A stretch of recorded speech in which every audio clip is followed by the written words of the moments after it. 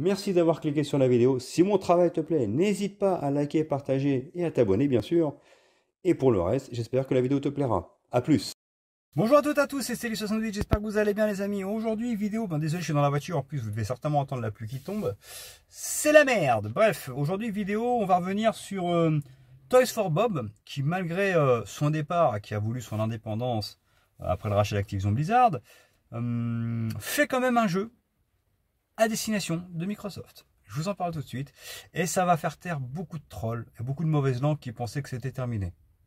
À un moment donné, il faut juste relativiser. C'est parti.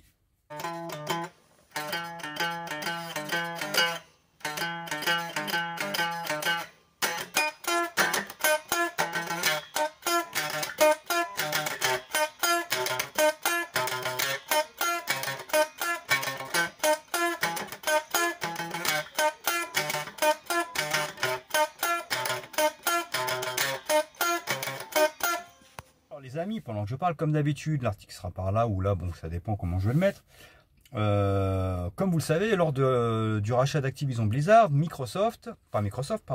Toys for Bob, qui n'est nul autre que le papa de Crash Bandicoot en l'occurrence et de Spyro, a décidé de voler de ses propres ailes et d'avoir son indépendance.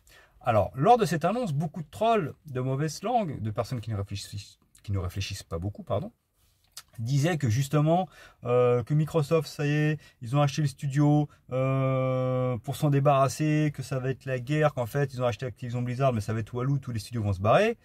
J'ai envie de dire, calmons-nous, calmons-nous, parce qu'il semblerait que Toys for Bob, voulant avoir son indépendance après le rachat, d'un commun accord avec Microsoft a décidé d'accepter de les laisser voler par leurs propres ailes, a décidé d'accepter qu'ils récupèrent leur indépendance, donc apparemment sans accroc. Ce qui veut dire que Microsoft est quand même une boîte qui permet d'être à l'écoute, qui permet aux autres quand même de travailler, d'aller de l'avant et d'essayer peut-être de faire autre chose ou d'avoir envie peut-être de récupérer une certaine indépendance.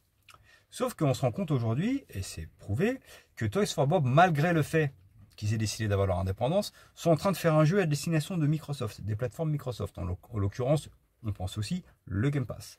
Donc ce qui veut dire que malgré le fait qu'il y ait eu la séparation suite au rachat, Toys for Bob continue de travailler en étant indépendant, mais continue d'avoir un bon feeling, un bon relationnel avec Microsoft. Ce qui fait qu'au final, en fait, ils continuent de travailler ensemble. Donc je voudrais dire à toutes les mauvaises langues qui parlaient « Ouais, le rachat, vous avez perdu Toys for Bob », j'ai envie de dire à ces abrutis aussi qu'au final, même si Toys for Bob est parti, je précise quand même que les licences Spyro et Crash Bandicoot font partie de Microsoft, appartiennent à Microsoft aujourd'hui. Elles ne sont plus à Toys for Bob, elles apprenaient à Activision Blizzard.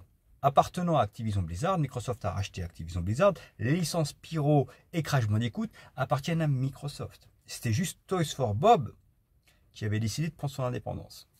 Mais je trouve que c'est une très bonne chose et c'est très intelligent de la part de Microsoft parce qu'il véhicule une image d'une société humaine qui accepte des compromis. Toys for Bob a voulu son indépendance, Microsoft s'est dit ok, et au final ils vont quand même continuer à travailler ensemble. Ça veut dire aussi qu'il y a moyen de continuer à collaborer. Et c'est une très belle image, je trouve, une très belle chose que fait voir Microsoft, parce que lorsque l'on compare, par exemple, les derniers studios de Sony, qui ne font que fermer, j'ai envie de répondre aux trolls à un moment donné, réfléchissons. Et là, on parle en tant que joueur.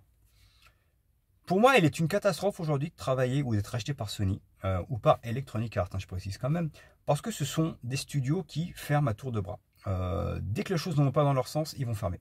Voilà. Sony a fermé maintes et maintes studios. Electronic Arts, pareil, ils ouvrent des studios, ils enferment, ils enferment, c'est une catastrophe. Et aujourd'hui, je me dis que Microsoft montre le bon exemple.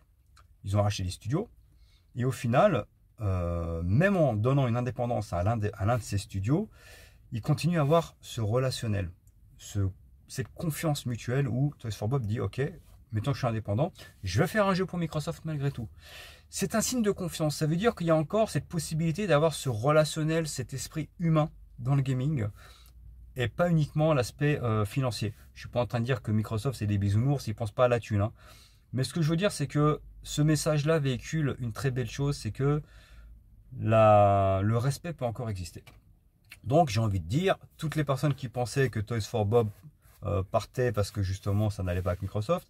C'est tout le contraire. Ils voulaient tout simplement, et ça se loue, hein, c'est quand même admirable, décider de prendre leur indépendance. Et c'est aussi un risque, hein, parce que quand tu es racheté par Microsoft, en principe, tu te dis tu as la sécurité de l'emploi. C'est Microsoft qui t'a racheté, tu es dans une grosse boîte, tu es peinard. Et en fait, non, malgré tout, ils ont décidé eux-mêmes de dire non, on veut partir. Donc c'est un gros risque. C'est un gros risque, mais à la fois salutaire parce qu'on voit que Microsoft leur fait confiance. Voilà tout. C'était pas une longue vidéo, mais c'était juste pour vous en parler. Sur ce, ciao.